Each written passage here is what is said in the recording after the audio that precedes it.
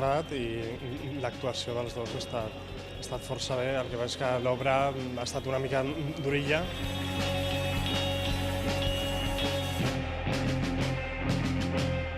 El Joel Joan i el Pere Ponset trobo que fan un molt bon paper i vull dir, és una obra que al final acabes cansada tu mateixa de veure el treball d'ells, no?